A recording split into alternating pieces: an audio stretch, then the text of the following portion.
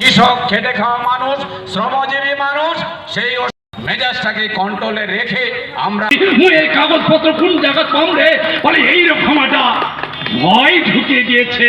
দিনের কাজ অবিলম্বে চালু করো, 600 টাকা দৈনিক মজুরি দাও, এই দাবি ও স্লোগানকে সামনে রেখে সারা ভারত ক্ষেত মজুর ও গ্রামীণ শ্রমজীবী ইউনিয়নের দক্ষিণ দিনাজপুর জেলা সম্মেলন অনুষ্ঠিত হলো। প্রতিনিধি সম্মেলন শুরু হওয়ার আগে রবিবার বিকেল 4:30 নাগাদ গঙ্গারামপুর থানার ফুলবাড়ি চৌপতিতে প্রকাশ্য সভা করা হলো।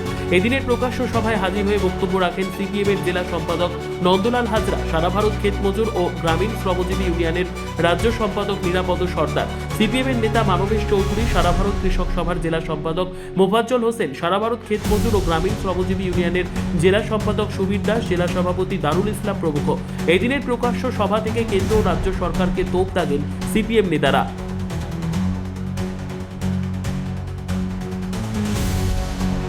আগামী দিনে আমাদের অনেক দাবি দাবা আছে ক্ষেত মজুরের পক্ষ থেকে।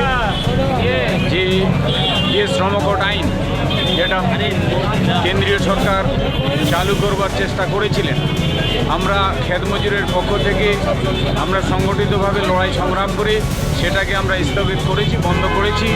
আগামী দিনে আমরা 8 ঘন্টার বেশি শ্রমিকদের কাজ করতে দেব না, তার লড়াইয়ের ময়দানে আমরা নেমেছি। আমরা 12 ঘন্টা কাজ করতে দেব না শ্রমিকদের, এটাই আমাদের লড়াই মূল।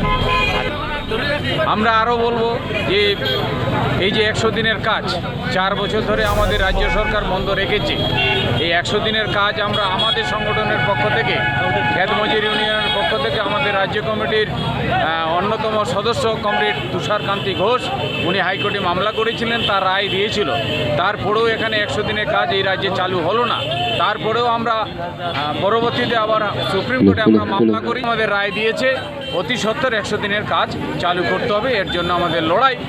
আগামী 29 তারিখে আমাদের এই যে বাংলা বাঁচাও যে যাত্রা, সেই যাত্রা আমাদের কুচবিহার থেকে শুরু হয়েছে আমাদের দক্ষিণ দিনাজপুর জেলায়।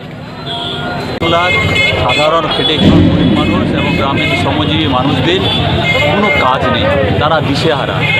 একদিকে কাজ যেমন নেই, 100 দিনের কাজ বন্ধ হয়ে আছে, তাদের কাজের মজুরিও নেই, কোনো কিছু গ্রাম বাংলার মানুষ সব দিক থেকে বঞ্চিত।